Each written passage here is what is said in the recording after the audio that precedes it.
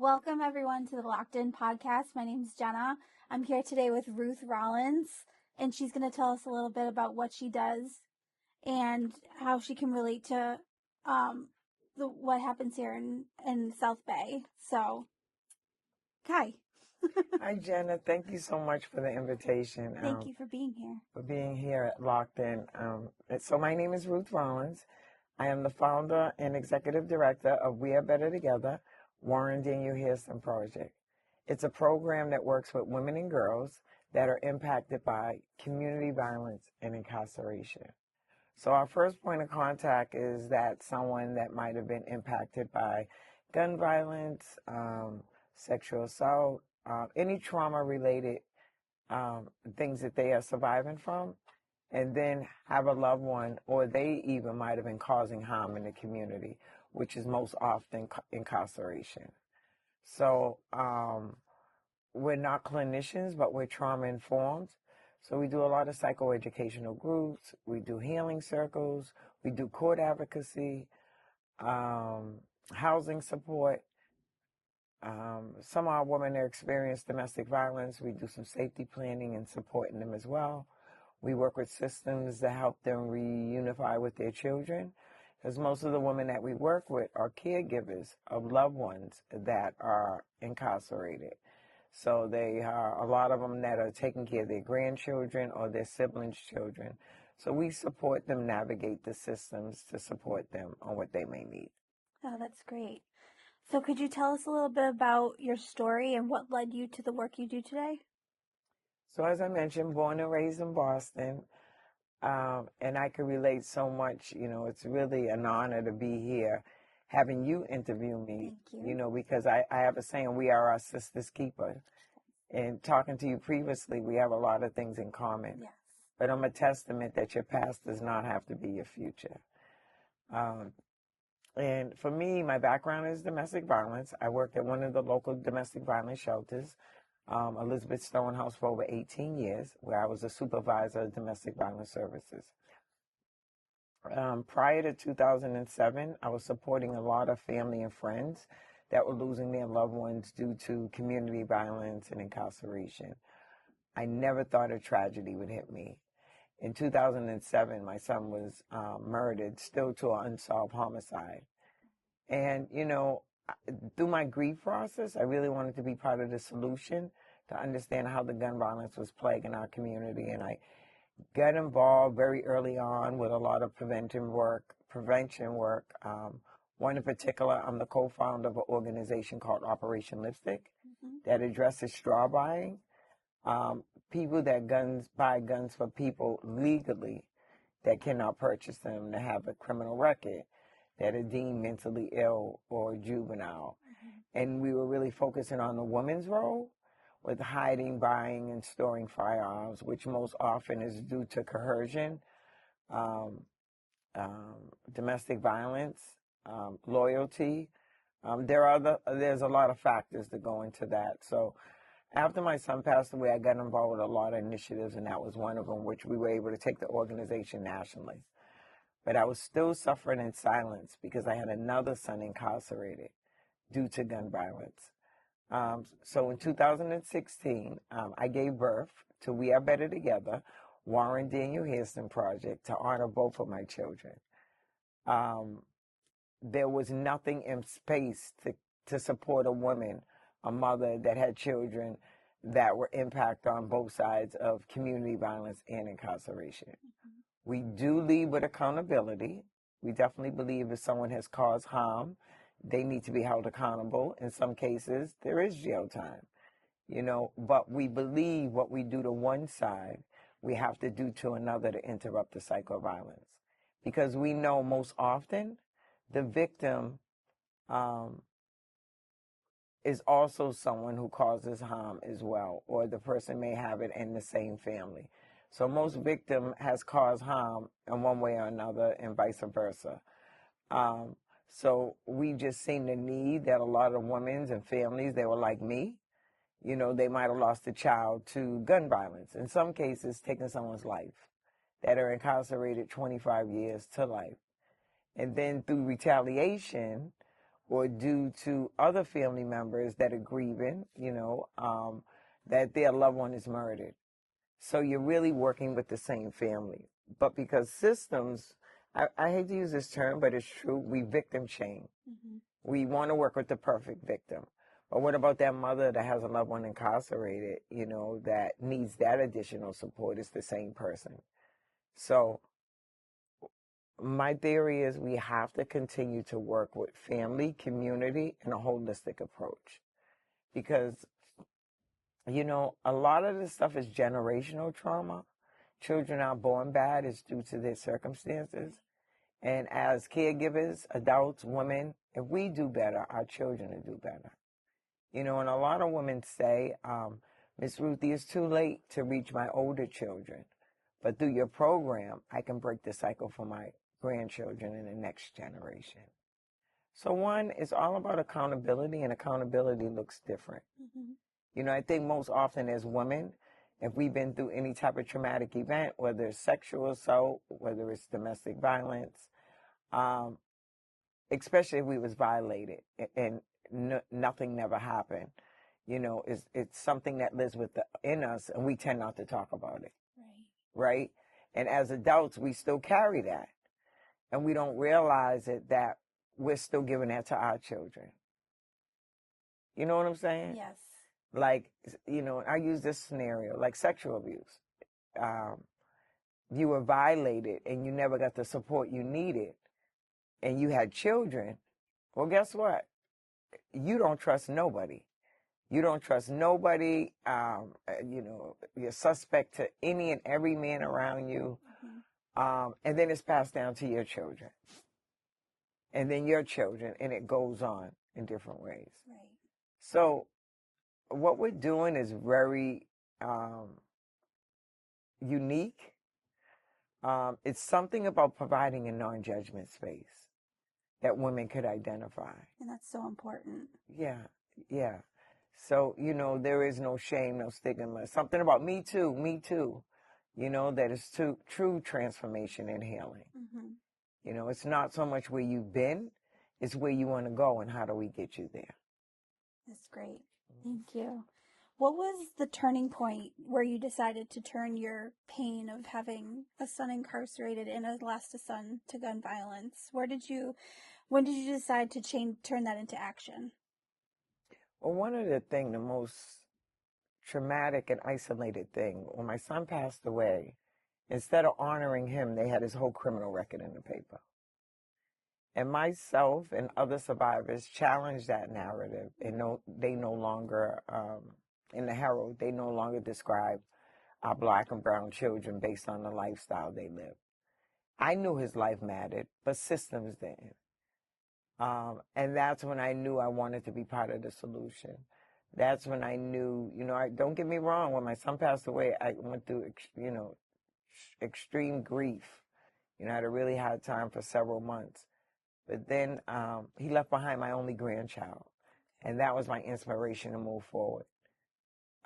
And I wanted to really be part of the solution because there was so many of my friends that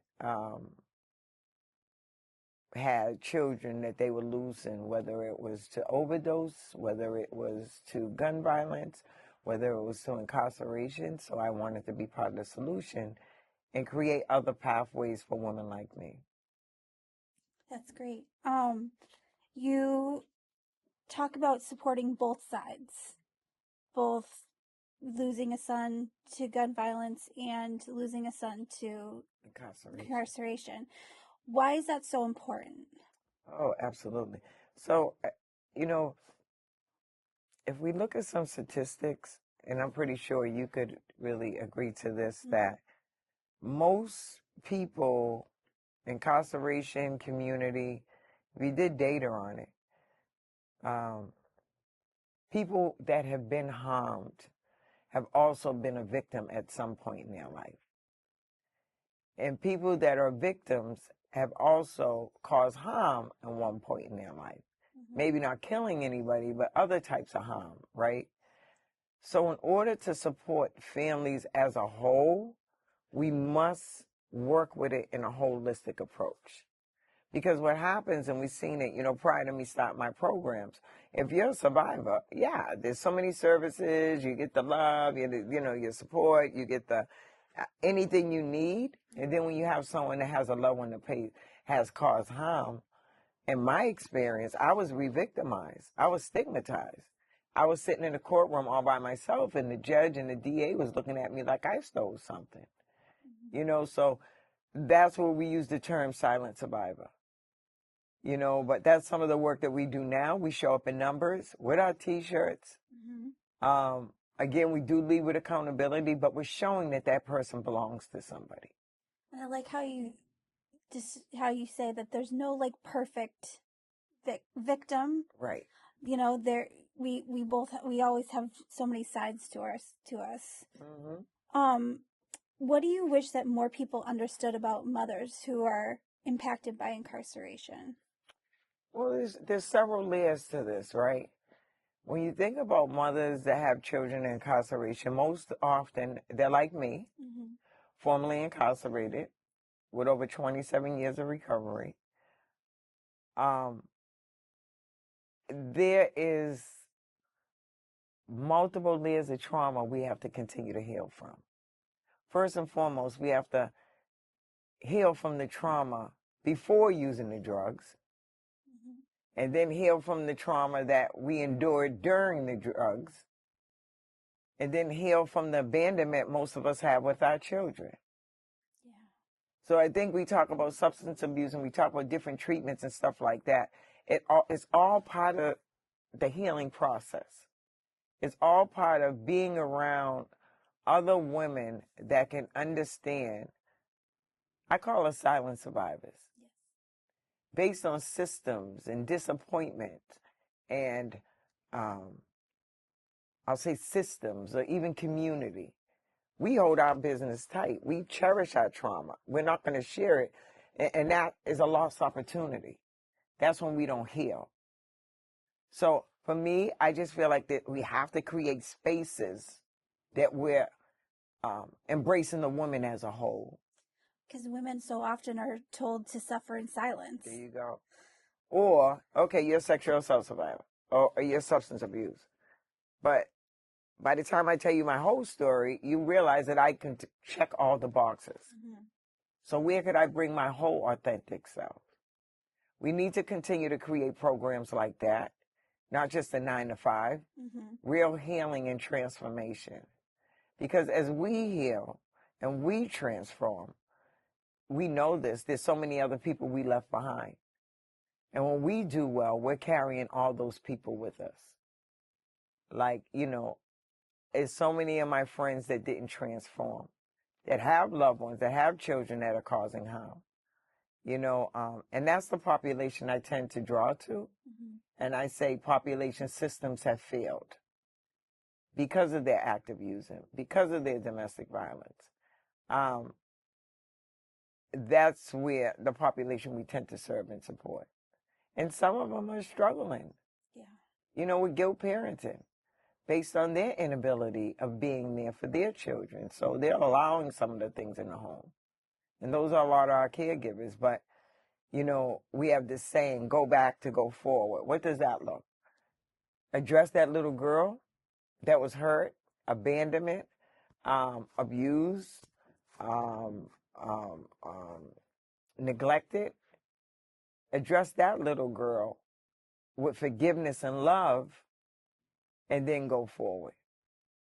But what's happened, most of us are parentified. We had a childhood, but we went from the age 9 to 16 because we had to help do everything. So we all have that little girl in us, and within that little girl, we have to heal. We have to forgive self. It wasn't our fault for whatever happened, and then move forward. It's so important. Can you share a moment where you saw your work truly impact someone's life?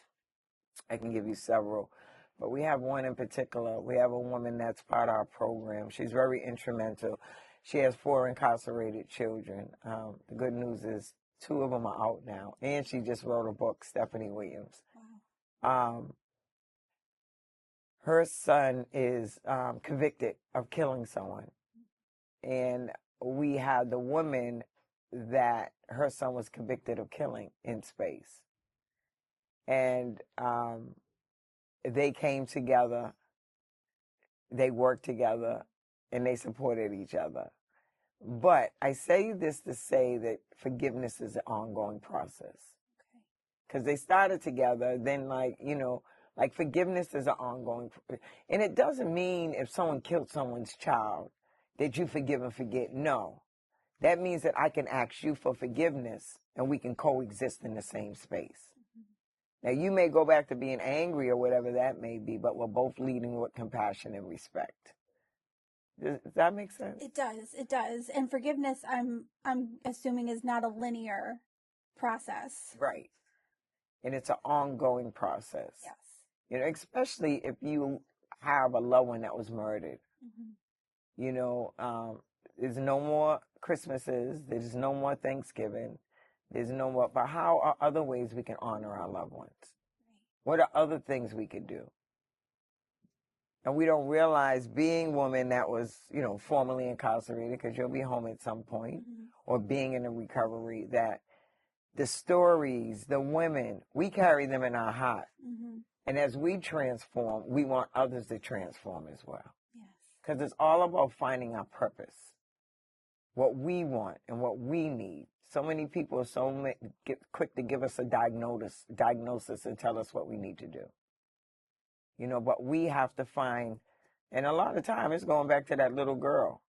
I mean, I'll get on the ground any day and play jacks, you know, because I really don't remember having a childhood. Yeah. I'm from a family of 10, and I went right to adulthood with all the other craziness that was happening in the family. Mm-hmm.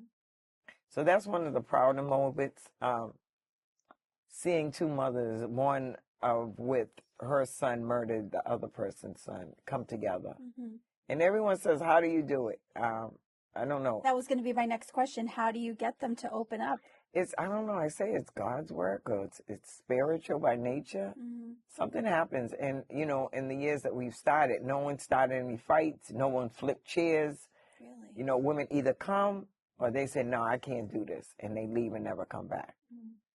It's extremely hard when a survivor is going through trial and they're sitting in space with a woman of somebody that their son killed somebody. Because, mm-hmm. you know, during trial, they show the videos, the testimonies, and then you got the other side of the family. They may not be as compassionate. But by them coming, and what I've seen is, even if they don't stay, the sad news is that they know where they can come back, which is a safe space. Mm-hmm. Most of them have returned. That's wonderful. Well, it's wonderful, but it's sad. But to return being impacted on the other side. Yes. So they might have come to me originally as a homicide survivor, and now they're back because their loved one is doing a life sentence. Right. You know, and where do you get that love? Where do you get that support? Where do you share that guilt? Where do you share that shame? You know, as mothers, we carry, and we don't realize we're nurturers. We're nurturers, you know, and it's so important that we do our work, you know, including myself with all the years that I've done this work. It's an ongoing process. You know, and the scenario that I give and the power that we have is that my son, when he passed away, it was over 400 people at his service. Wow. And then when my son was incarcerated, the phone call stopped. Nobody was there. I was sitting in Superior Courthouse all by myself. I didn't get the same love and support of having a loved one incarcerated. But I say this, right, because in the aftermath, I've always been like this. I mean, I grew up in some of the local housing developments, and I came from a eye for an eye, you know, type of way. But with transformation, you know, we don't realize in the aftermath of a traumatic event, all the kids show up, all the relatives show up. If we're talking about revenge and retaliation, that drives the cycle. That generational. Right? The kids are doing stuff, or our family are feeding off of our energy, mm-hmm. which is that ongoing violence, right? They're going to do what they need to do anyway, but we're being listened to, mm-hmm. and they want the hurt to stop from us. You know, But if we're talking about forgiveness, if we're talking about love, they're still going to deal with the way that they've been impacted through their own trauma. But we make a we make a big impact. So we were talking about accountability. How has your journey changed your view on accountability? Oh, this is true, and I hope it helps somebody. So I am from a family of 10, Christian family. Prior to my son being murdered, I mean, my mother was that type. Not my child. I could have been caught red-handed stealing. But I came from a place that my mother just always was there, no matter good, bad, or indifferent. So when I got better and I got my children back and, I'm working, doing the right thing, I went to the same way, what was given to me. Not my child. And they were causing harm in the community. They weren't doing the right thing. But I was still giving them what was given to me. Right. Supporting your kids any means necessary. Which is what a lot of parents do. But I was early in recovery, It wasn't until my son was murdered that I looked at it and I said it happened on my watch. It didn't make me a bad parent, but it made me realize I gave him what was given to me. Does that make sense? It does. And that's when I honestly understood accountability. And it looked different. It didn't make me feel bad and go into, oh, poor me and nothing like that. I looked at the generational of where it came from. And even with my mother, giving her grace, because she had her own story. She was giving me what was given to her, and I gave my children what was given to me, and ultimately it ended up my son being murdered. So accountability for me to really understand the cycle and break the cycle for my only grandchild that was left behind, which was his child. So that was one. And just being accountable for my own journey, because I still had children.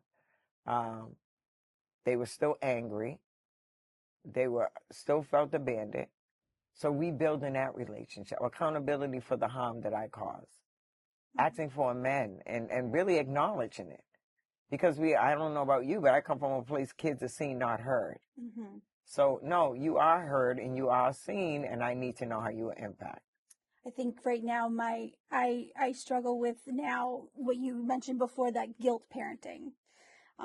Could you describe that a little bit more, and just how does that factor into like the journey that the mothers go through? Well, I'll say, I'll put it on, it can happen to any, because I don't want to say formerly incarcerated. I don't want to say people on that are recovering. I don't want to say that. It could be somebody with a mother, father, a white picket fence or whatever. And just keep in mind, trauma is not always someone being shot, stabbed, or dragged, or a traumatic event. You could have been that kid that never got enough hugs or kisses. And it impacts you. You were traumatized because all you wanted was hugs and kisses. So it really, it has a lot to do with why you pick unhealthy relationships, because you're looking for your father or your support. So that's your trauma. So we know trauma works in different ways, right? So when we say guilt parenting, a lot of it is to appease our children, to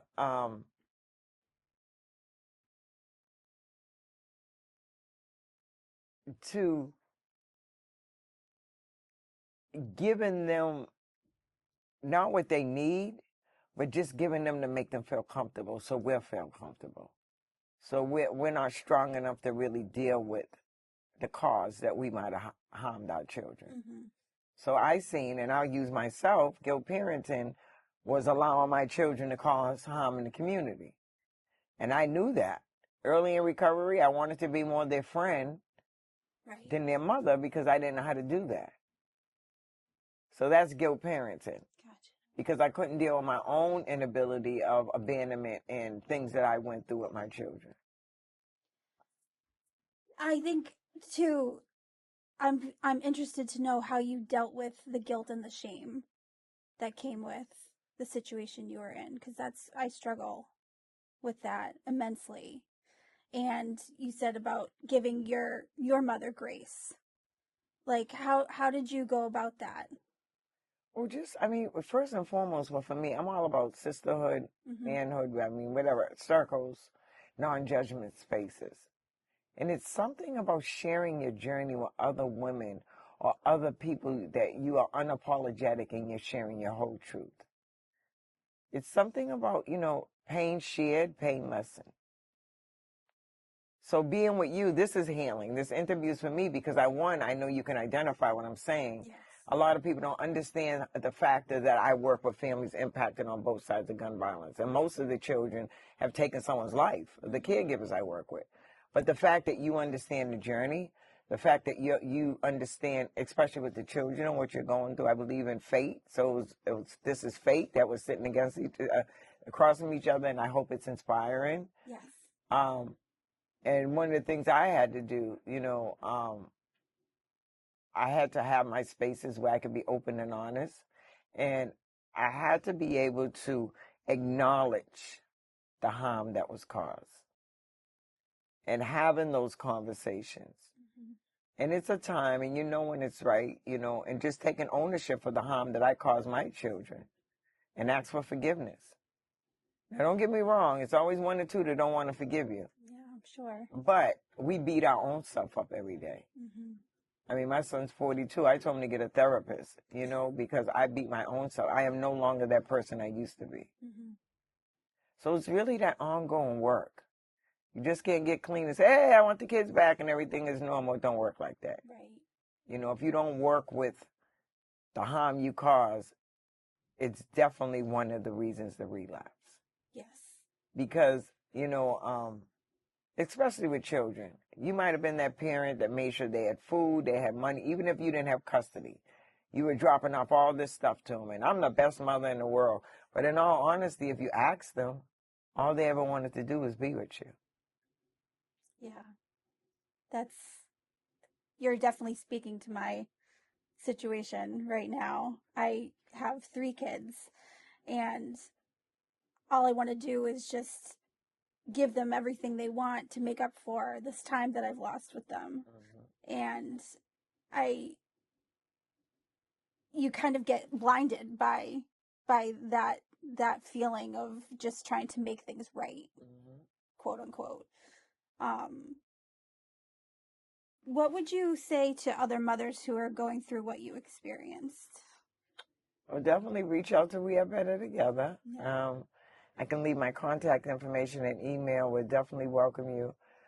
Even though it's for women that have loved ones formerly or currently incarcerated, there's a lot of women that have been formerly incarcerated that are trying to rebuild relationships with their children or their grandchildren. Find somewhere that's where you get your support. And recovery and Narcotic Anonymous or AA and all that, that's great. But for me, I needed both ends. It was my recovery piece, and then it was my trauma piece. And I didn't trust a clinician, and that was just my thing, because I've been doing this so long. So I had to get other women that were going through what I went through, and that was a non-judgment space. Now, some people may need clinical support, but I know for me, I needed to be people like you. I need to hear around other women that were going through the same struggle, good, bad, or indifference. Whether it was some women that didn't want their kids, but that was okay. I come from a place that everyone belongs. So creating those additional spaces that you may need. What part of your journey led you to that space of everyone, just being open to everyone, to have that judgment-free zone? What about your journey really brought you to that place? This is a true story, and I don't know if it's going to make the cut. And I really tell you this. So, my son was murdered. Or anyway, my son was going to court for a gun crime. And I would go to court with him every time. And it was a family. They were Christians. They would show up every time for the court hearing. And the mother was there. She would wear the T-shirts. And, it was, she was there every time. Now, this is before I started the work and, and love, forgiveness, and I was looking at transformation, and I was ignorant I was like, well, what is she looking at? My son didn't kill nobody. Why are they here? Why are they here? It wasn't a murder charge, but it was like, why are they here? It's still sticking up for my son. You know, I know he was guilty of something, but like, I know he didn't take no one's life, right? 1 week before my son was sentenced, my son was murdered. Wow. That's when I believe God intervened and started my healing journey. I had to go to that lady, and I cried and I cried and I hugged her. I didn't know what I didn't know. I didn't know about losing a child, and that's when God softened my heart and put compassion in there. And that's been my journey. That was like an intervention, for me, a spiritual intervention without even knowing. Because you don't know until you've been through it. And that's when, after my son was murdered and, you know, still not able to move forward, but it softened my heart. You know, because growing up, you get so much misinformed information. You know, like the limelight and the glitters, you think that's what you're supposed to have or that's what you want, but it's misinformed information. Right. What does being better together truly mean to you? Being together, all of us coming together. Black, white, Spanish, Chinese. I want to We Are Better Together, Warren Daniel Hairston Project National. That we're all doing this working as a community. That everyone belongs, you know, that we're doing it together. And it looks different for different people. You know, because if you unpack it, I mean, asking you, out of all the women in your travels, based on hearing me talk, you know women with multiple layers of trauma, right? I would say the majority of the women that Right. I've met have multiple layers of trauma, yes. And now a lot of people go 20 different places to get what they need, right? So We Are Better Together. You know, we're not clinicians, but we aim to support people in a holistic approach. And we don't know, we refer out, but we're very intentional. We're not going to work with a partner agency if they don't welcome, first of all, if they don't honor people of loved one that cause harm. You know, and I'm really intentional around my language. Like, I don't use perpetrator, I don't use offender. I use welcoming language, love one that cause harm. Yeah, that's important. But I had to learn that. Yes. I had to learn that. You know, but, you know, by losing children to gun violence and the system has created something way bigger than both of my children. You know, and I think the hardest thing for me is that I help so many and I can't help my own. That's difficult. Yeah, like my son's still struggling. You know, it's the mental health piece. It's easy to get them out, but the mental health piece is real. You know, like I talk about recovery. You know, it's easy to get clean, but it's the trauma why people started using. And then it's the things you had to do to keep using. Shit, you got to heal from that. On top of staying off the drugs. Yeah. And then stay clean on top of it. There you go. So that's the work. We are better together. Good, bad, or indifference. If you love them, we love them. If you hate them, we hate them. Yeah.